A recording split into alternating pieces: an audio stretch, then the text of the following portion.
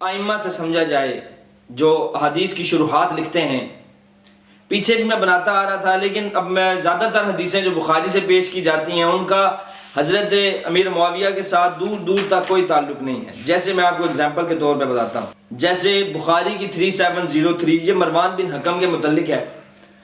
پھر بخاری کی 3748 یہ عبید اللہ ابن زیاد نے جو حضرت حسین ابن علی رضی اللہ تعالیٰ عنہ و سلام اللہ علیہ کے سر مبارک کی توہین کی تھی اس کے متعلق ہے. پھر 3753 ایک عراقی آتا ہے عبداللہ ابن عمر سے سوال کرتا ہے اپنے احرام اور مکھی کے خون کے بارے میں. پھر 4827 پیش کی جاتی ہے، یہ بھی مروان ابن حکم کی باطل تعویلات کے اوپر مبنی ہے، اس کا بھی امیر معاویہ رضی اللہ تعالیٰ عنہ سے کوئی تعلق نہیں ہے. پھر مروان ابن حکم سے متعلق ایک پیشن گوئی ہے جو کہ حضرت امیر معاویہ پر فٹ کرنے کی کوشش کی جاتی ہے، نعوذ باللہ. ایسی حدیثیں صرف نمبر گیم کرنے کے لیے کہ دیکھو ہمارے پاس بہت ساری حدیث موجود ہیں، یہ بتانے کے لیے وہ حدیثیں جن کا حضرت امیر معاویہ رضی اللہ تعالیٰ عنہ کے ساتھ کوئی تعلق ہی نہیں ہے، امیر معاویہ رضی اللہ عنہ پر لگا کر ٹھیک ہے تو لوگوں کو تان و تشنی کا دروازہ کھول دیتا کہ لوگ بچہ کھڑا ہو کے حضرت امیر معاویہ کو باتیں کریں.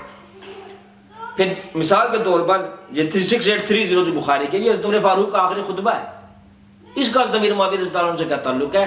حضرت امیر معاویہ رضی اللہ تعالیٰ عنہ کو حضرت عمر فاروق رضی اللہ تعالیٰ عنہ نے خود گورنر منتخب کیا تھا، تو اس کو حضرت امیر معاویہ رضی اللہ تعالیٰ عنہ پر چسپاں کرنے کی کوشش کی جاتی ہے.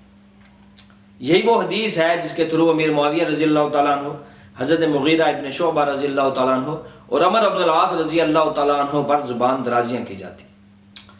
تو سب سے پہلے ہم حدیث پڑھتے ہیں.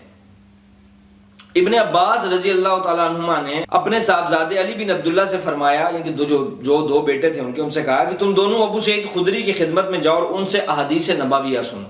چنانچہ ہم حاضر ہوئے. اس وقت ابو سعید رضی اللہ تعالیٰ عنہ اپنے بھائی کے ساتھ باغ میں تھے اور باغ کو پانی دے رہے تھے. آپ نے ہمیں دیکھا تو ہمارے پاس تشریف لائے اور گوٹھ مار کر بیٹھ گئے. اس کے بعد بیان فرمایا ہم مسجد نبوی کی اینٹیں ہجرت نبوی کے بعد تعمیر مسجد کے لیے ایک ایک کر کے لا رہے تھے، لیکن عمار دو اینٹیں لا رہا تھا. اتنے میں نبی اکرم صلی اللہ علیہ وآلہ وسلم وہاں سے گزرے اور ان کے سر سے غبار کو صاف کیا. پھر فرمایا افسوس عمار کو ایک باغی گروہ قتل کرے گا، یہ تو انہیں اللہ کی طرف دعوت دے رہا ہوگا لیکن وہ اسے جہنم کی طرف بلا رہے ہوں گے.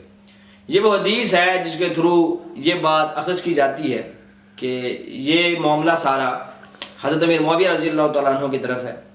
اور پھر اس کے بعد حضرت امیر معاویہ رضی اللہ تعالیٰ عنہ کو نعوذ باللہ انڈائریکٹلی جہنمی کہنے کی کوشش کی جاتی ہے. وہ تو خیر میں اپنی پچھلی ویڈیوز میں بتا چکا ہوں کہ حضرت امیر معاویہ رضی اللہ تعالیٰ عنہ کو نہ صرف سرکار کی دعا ہے بلکہ حضرت امیر معاویہ رضی اللہ تعالیٰ عنہ کو جنت کی بشارت بھی ہے. اب وہ لوگ جو امام بہقی کا قول نقل کر رہے تھے یا سہل الحدا کا قول نقل کر رہے تھے، ان کو چاہیے کہ وہ کتابیں مکمل پڑھیں اور انہی کتابوں کے اندر حضرت امیر معاویہ رضی اللہ تعالیٰ عنہ کو جو جنت کی بشارتیں اور فضیلتیں بیان کی گئی ہیں کم از کم تھوڑا ٹائم نکال کے وہ کمنٹ باکس میں ڈال دیجئے گا کہ کیا کیا زبردست باتیں ان ائمہ نے حضرت امیر معاویہ رضی اللہ تعالیٰ عنہ کے بارے میں کی. امام ابن کثیر کا آپ حوالہ دیکھ لیں تو آپ کو سارا معاملہ سمجھ آ جائے گا. تو سب سے پہلے ہم نے اس کے لیے کھولی امام بدر الدین عینی کی شرح. امام بدر الدین عینی اپنی شرح افاق کتاب عمدۃ القاری میں اس حدیث کو، اس کے متن کو دو حدیثوں کے اندر ڈسکس کرتے ہیں. ایک ہے 2812، ایک ہے 7083. یدعوہم الی اللہ کہ یہ انہیں اللہ کی طرف بلائے گا اور وہ اسے جہنم کی طرف بلائیں گے. یدعونہ الی النار. اس میں ذرا تذبذب ہے. اس کی وجہ یہ ہے کہ اللہ کی طرف اسے بلایا جاتا ہے جو پہلے ہی دین سے دور ہو، جو دین سے نکلا ہوا ہو، جو دین میں ہو ہی نہ، اسے اللہ کی طرف بلایا جاتا ہے. تو ایسی کسی بات کا اس بات کسی مسلمان کی طرف نہیں ہو سکتا. یعنی یہ کہنا ہے کہ یہ بات کہ وہ اسے جنت کی طرف بلائیں گے اور وہ اسے جہنم کی طرف بلائیں گے، یہ حضرت امیر معاویہ یا ان کے گروہ کے بارے میں نہیں ہے. ہو سکتا ہے یہ بات مشرکین کے لیے ہو کہ جب عمار کلمہ پڑھ کے مسلمان ہوئے تو مشرکین کو عمار جنت کی طرف بلاتے تھے، اللہ کی اطاعت کو بتاتے تھے اور وہ ان کو اپنے بتوں کی پوجا کی طرف بلاتے تھے. یہ ہو سکتا ہے. مزید جو حدیث نمبر ہے 7083 اس کی شرح میں لکھتے ہیں کہ حضرت علی رضی اللہ تعالیٰ عنہ اور امیر معاویہ رضی اللہ تعالیٰ عنہ دونوں مجتہد تھے. حضرت علی رضی اللہ تعالیٰ عنہ حق پر تھے اور حضرت امیر معاویہ رضی اللہ تعالیٰ عنہ مجتہد تھے اور ان سے اجتہادی خطا ہوئی. یہ امام بدر الدین عینی فرماتے ہیں. اس کے بعد امام ابن حجر اسقلانی نے جو اس کے اندر پہلا نقطہ اٹھایا وہ یہ تھا کہ حضرت امیر معاویہ رضی اللہ تعالیٰ عنہ کے ساتھ صحابہ کی ایک جماعت تھی اور وہ یہ سمجھتے تھے کہ ہم حق پر ہیں اور یہ ان کا اجتہاد تھا اور ان کے اجتہاد پر چلنے میں کوئی حرج نہیں. مزید یہ بھی کہا کہ جیسا امام بدر الدین عینی نے نقل کیا کہ عمار کو جہنم کی طرف بلانے والوں سے مراد قریش کے کافر ہیں، اور یہ بات بعض مفسرین نے بھی تحریر کی۔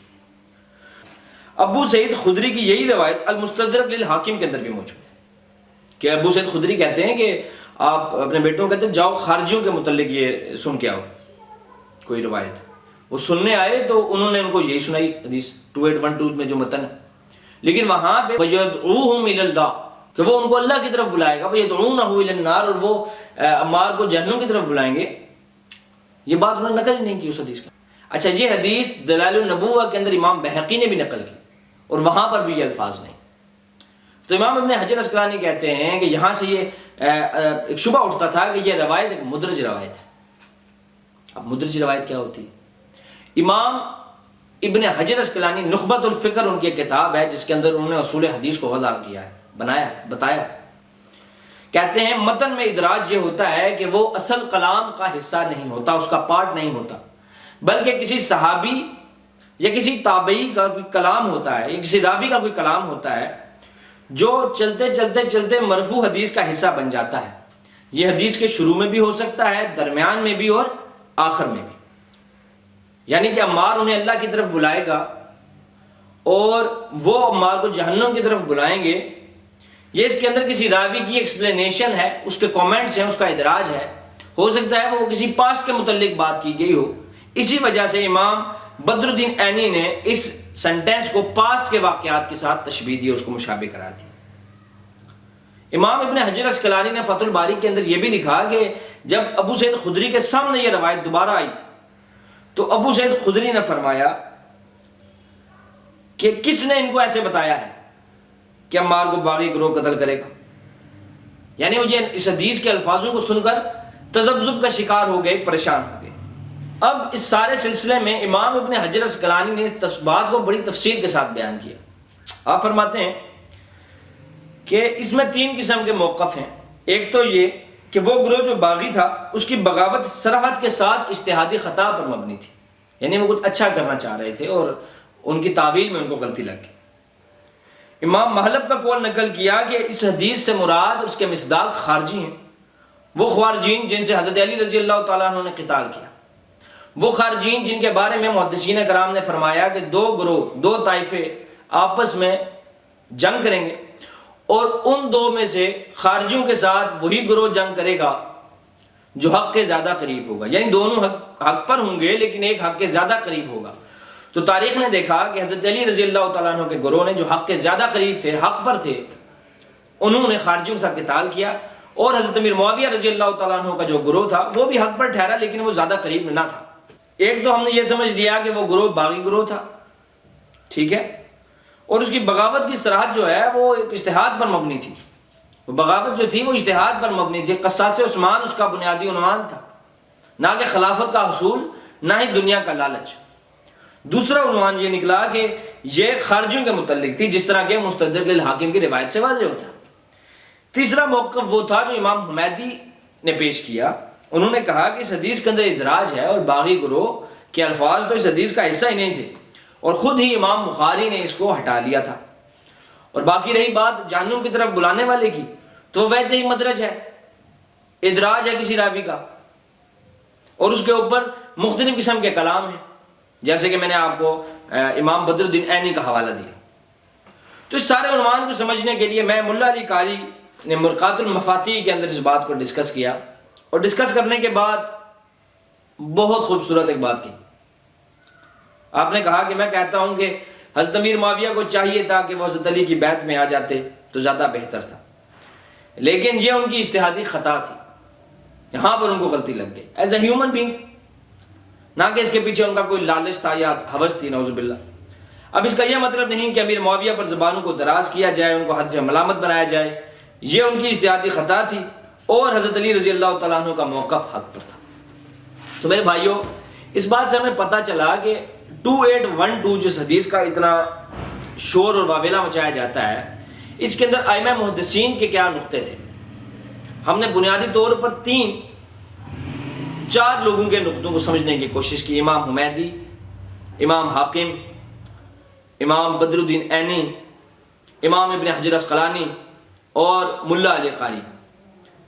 کہ یہ سارے لوگ اس حدیث سے کیا مصداق لیتے تھے، اور وہ حضرت امیر معاویہ رضی اللہ تعالیٰ عنہ کو اگر اس کا مصداق مانتے بھی ہوں تو وہ ان کو اجتہادی خطا پر، یعنی کہ ان کو ایک اجر ملے گا، اور ان کی نیتوں کو صاف اور قصاص ان کا عنوان سمجھتے تھے۔ اب کوئی بندہ اس کے اندر اپنا ذہنی فطور ڈالتا رہے، اس سے نہیں روکا جا سکتا۔ تو دعاؤں میں یاد رکھیے گا، اللہ آپ کا اور ہمارا حامی ناصر ہو۔ السلام علیکم ورحمۃ اللہ وبرکاتہ۔